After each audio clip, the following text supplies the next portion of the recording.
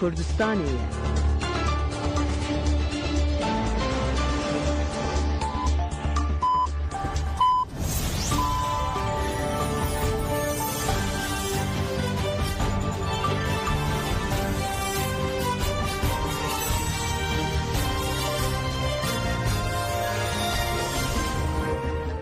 جنابان نوچه رادیو دنگ گلدن با شیر و نه تباخ 2025 شمی لبرکسل ساعت 10 لآمده 11 کدارن هیچ همین نوچه هم پیشکش بکن دم آزادی ریبر آپویه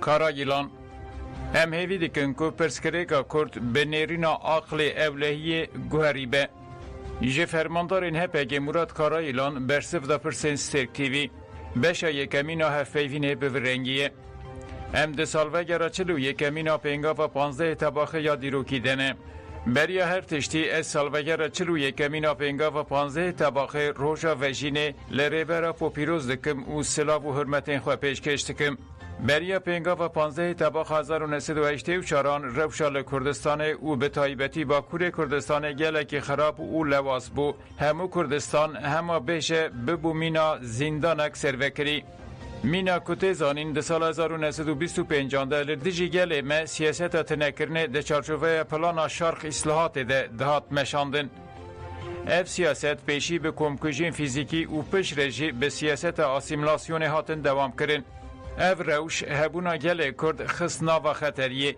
نرخ نتوایی هاتن قدخه کرن و جبو جواک جبیر بکه هر تشت هات کرن به واقع کردن لسر گله ما سیاست تنکرنه بر رنگ که دجوار هات مشاندن اف سیاست به زخته هات بریخستن کرن ده سال 1907 آنده درکتنا ریبره پو لسر وی بنگه بو هروها کومین سیاسیین جداشی درکتن هوله مروف دکاره ببیجه که دمال ترکیه پیلا چپ به پیش کت لکردستان جی وگرال جوهر دست بکره بو سازین ایدولوژیک و ریخستنی هاتن آوا کرن و هن خبات هاتن مشاندن یعنی لگرین هبو و پر تفگر دست بکره بو لبله داربه 12 ایلون 1908 لترکیه و کردستان زلمک مزن پیکانی به تایبتی لکردستان جبو پلانا شرق اصلاحات انجام بگره هر تشتاد کرن مروفان ندکارین لمالا خوشی به کردی باقفن لقادین گندان ظلم لمروفان دکرن جن و میر تازی دکرن و لقادا کوم دکرن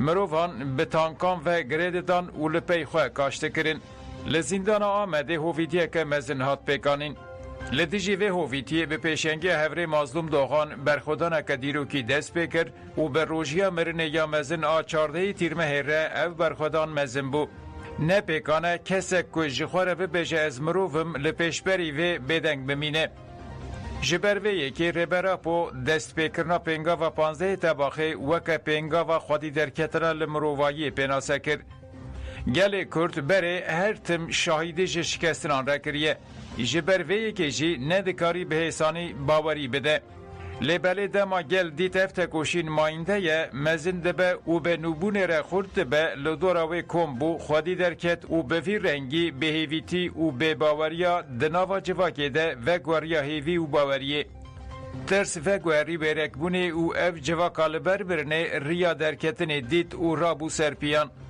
دناوا جواکه ده گوهرتنین به وی رنگی چه بون ام جوه رد بیجن شورشا وجینه به وی رنگی ام گیشتن سال 1990 ده سال 1991 92 ده گل به آوائی که گرسایی رابو سرلدانان ایدی نتنه گریلا گل جی بو هزک که بشتاری تکوشین آزادیه بو به وی رنگی خورد بو و گواری تفگرک جواکی آمزن 15 تباخه شورشا وجینه آفراند جبرویه که دوه گل ما 15 تباخه وکی جشنا وجینه ببینه و دیسان به جوش پیروز بکه لسر و بنگه هجاره کدن همو شهیدین 15 تباخه برزداری ببیرتینم بگومان اف بسایاوان پیکات جعلوی درزیان پیاما یک هلوستیه چارسری پرگالا نناوندیه کنفرانس یک هلوستیه پیکاتین روژافات دوام دکه مجلس اولیا علویان و شیخ غزال و سرک روحانی درزیان شیخ حکمت الهجری پیامین بدیمن شاندن کنفرانسی Di peyamen de piştgiriya ji armancên konferansê û giringiya yekîtiyê ji bo rûbirûbûna zehmetiyan hat nîşandan. Şeyh Xezal Xezal wiha got: Em vê konferansê pîroz dikin. Ev konferans ji bo tevahiya gelê Sûriyeyê. Pêdiviya rûbirûbûna zilmê û cudakariya ku dilê me tevan şewit andiye bi yêkrêzî heye. Fikra tarî Sûriyeyî li dijî hev rakirin, rûmet binpêkirin û tiştên pîroz talan kirin. Me li peravê bûyerên bêhiştîtin û hîna jî didomin. Piştre dêra Mar İlyas teqandin û li dijî Swêdyayê êriştan dest pê kirin. Tiştên li dijî Kurdan hatine kirin em ji bîr nakin. Xwîniyeke, kiryaryeke û sivîlan berdilên giranda. Em dewleteke layîk û olê ji siyasetê cuda bike dixwazin. Ji bo ku xwînrijandin û şer werin sekinandin em destekê bidin hev. Divê em bi lez, bi hev re û bi berpirsyarî bixebitin da ku xwe bigînin rêya azadî û edaletê. Ew rê wê Sûriyeyeke layîqî xelkê wê ava bike. Şeyh Hikmet el Hicrî jî di peyama xwe de wiha got: Ey xwişk û bira, em di demekê de ne ku zehmetî zêde ne. Em îro di vê kombûnê de balê dikişînin ser wê yekê ku em piştrast dikin ku yek helwestiya pêkateyên Rojava bersiva qîrînên gelek ku şer ew westandiye.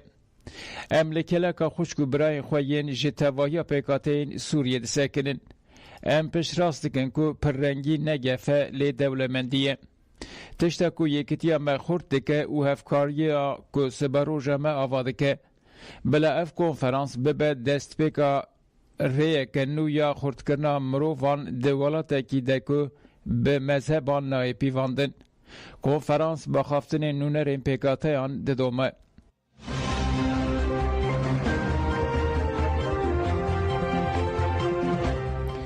Komisyon wê di 12 tebaxê de dîsa bicive. Duyemîn civîna komisyona têkilî meclisê hatiye de mezrandin bi dawî bû. Civîn ji aliyê serokê meclisê Numan Kurtulmuş ve hate bi rêvebirin û 5 saatan dom kir. Piştî civînê Wezîrê Parastinê Yaşar Güler, Wezîrê Karê Hundir Ali Yerlikaya û serokê Mîtê İbrahim Kalın pêşkeşiyên xwe kirin û pirsên endamên komisyonê bersivandin. Kurtulmuş ji bo civîn girtî beyanla xist dengdanê. Endamên komisyonê bi yek dengî daxwaza girtî pejirandin. Kurtulmuş li ser vê mijarê jî wiha got: Qeydên tevahiyên hevdîtinê li vir wê werin tomarkirin û qet neyên weşandin. Ew ê 10 salan bi endamên komisyonê re jî neyên parvekirin. Tiştên ku di vê civînê de hatî nîqaşkirin wê li dervey vê civînê neyên nîqaşkirin. Hatîn bûn civîna sêyemîn wê di 12 tebaxê roja sêşemê saat 14 de li salona merasîmê ya meclisê were larxistin.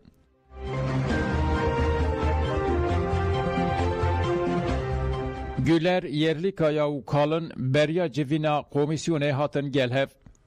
Wezîrê Parastinê Yaşar Güler, Wezîrê Karê Hundir Ali Yerlikaya û serokê Mîtê İbrahim Kalın beriya civîna duyemîna komisyonê hatin gelhev. Civîn ji çapemenî re girtî hat li darxistin. Têkildarê rojev û encamên civînê tu daxuyanî nehatin dayîn.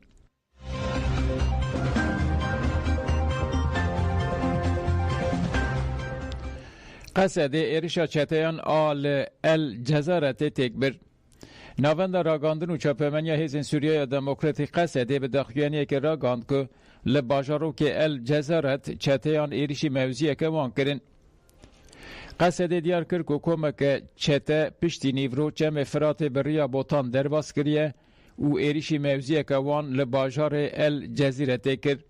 Her wiha di daxuyanî de hate gotin ku Qesedê yekser bersiva êrişê da û şer derket paşê çete reviyan. Li gorî daxuyaniya Qesedê ji bo ewlehî û aramiya herêmê dest bi operasyoneke li derve kir. Di dawiya daxuyaniyê de Hêzên Sûriya Demokratîk piştrast kirin ku ew ê rê nedin ti alî ku armanca herêmê têk bibin. Aramiya herêmê têk bibin û bersiva hemû êrişan bidin.